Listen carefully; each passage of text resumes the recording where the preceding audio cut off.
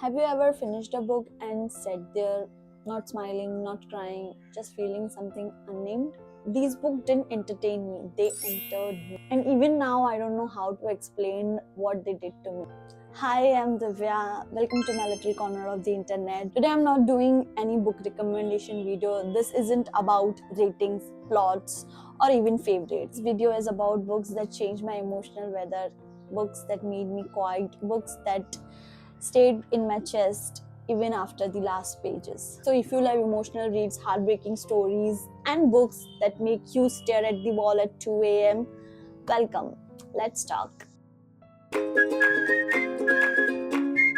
Very first book we have is A Thousand Suns Splendid, and I know a lot of you know about this book, how it's emotional friendship. I don't think this book hurts loudly, it hurts in whispers. It makes you feel so heavy after reading this book that I can't explain the feeling. It's unnamed. The book didn't ask me to cry, it made me witness, and that's somehow heavier than that. This story takes place in Afghanistan, where two women's lives should not have been crossed, but fate had another plan. Mariam grows up believing that she is a mistake. She learns early that love can be conditional and cruel. And on the other hand, Leila grew up loved, with hopes and education, with a lot of dreams, until what takes place and everything changes. The story is not about heroism, it's about survival. This book shows how to endure, how to survive, and how to sacrifice. It talks about womanhood, motherhood, and love that isn't beautiful but powerful. It's not just about pain, it's about how women hold each other when war refuses to. By the end, you just don't read this book, you carry this book. After finishing A Thousand Splendid Suns, I haven't read something for quite days, because how can you read a drama or rom-com when you have read something so emotional, so sacrificing. So next is this book, You Have Reached Sam. This book feels like a goodbye that you have never asked for. I cried, yes, but more than that, I felt empty in a very specific way, postponing things like I can't do this right now, I will do after some time. It reminds me that love doesn't end even though people do. The story begins with loss. This girl, Julie, loses the person. Sam was supposed to be her future college plans, and she wanted to live every dream with him. And suddenly he's gone. Overwhelmed with grief, she called his number, and she just wanted to listen the voicemail. She just wanted to listen his voice. So when she called his number, suddenly something happened. It doesn't go straight to the voicemail. Sam picks up the call. And after that, the different stories started. She couldn't believe her ears, and they started talking regularly. What follows is a fragile, impossible connection outside the reality, and they were literally talking. They had a second chance, like love had a second chance. Julie was happy she was talking with Sam. This book isn't about moving on, it's about holding and let it move at the right time. It captures grief in its honest form, denial, messy. This book feels like reading someone's goodbye letter. If you want to cry, if you want to feel heavy in the chest, then you must read this book. No words can explain what this book made me feel. It made me feel should not take things for granted. We should appreciate people around us. Be thankful for the people we have in our life, what they do for us, what they are to us. We should respect that thing because we never know.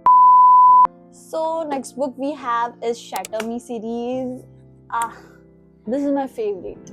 This book feels like trapped inside your own heart. Hey, I know this book is controversial. Some people like it, some don't. This book, the whole series, I have read the whole series, and I find this series very engaging, very emotional, and it teaches you a lot of things. For me, it captures emotional chaos perfectly. This book feels like love mixed with fear, like you want to have a connection with someone, but still you are not ready for that connection. At the center of this series is Juliet, a girl. She thinks she is dangerous, and she is, because a touch can kill someone, and that's why she has been isolated for many years of her life.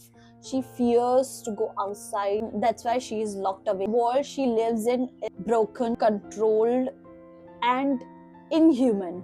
The people she is surrounded by are very much harmful. When Juliet is suddenly pulled back from that isolated cage and she joins the society, now she is forced to confront her power, to take control, and to love. The idea of this is making her more uneasy. This series is not just dystopian, it's emotional. It explores trauma, mental health, and someone who hasn't got their voice finally finds out their voice, and what happens when someone founds their voice when they have been silent for their whole life. The love in this story is intense, confusing, and somehow unhealthy, and that's make it more like emotional read, which makes it feel painfully real. It's about being different doesn't mean being broken. The next book is The Stationery Shop of Terror. Story begins in a small stationery shop which is filled with pens, notebooks, and quiet conversation. Soraya, she is a girl with big dreams, and then she finds this guy Baman, who is very respectful, gentle, and very loving. Their love story started in the stationery shop, and they share conversation, their love for each other. But political unrest changes everything. Single miss meetings change their life forever. Years pass, lives moved on, but fate has another plan.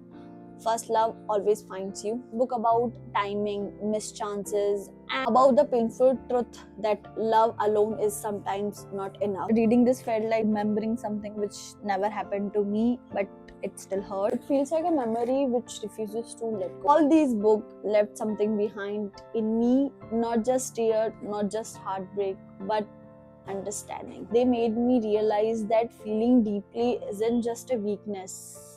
I guess it's a strong power that one can have. It's a proof that stories are doing what they are supposed to do. If you have ever read any of these books, please tell me. I want to know how they made you feel. And apart from these books, if you have read any other book which quietly made you feel something, then I want to know about that book also. Please tell me in the comment section. Thank you for sitting with me and having this conversation. I'm feeling very overwhelmed with joy and happiness. I'll see you in next story, but before that, please like and subscribe to my channel. Until then, happy reading.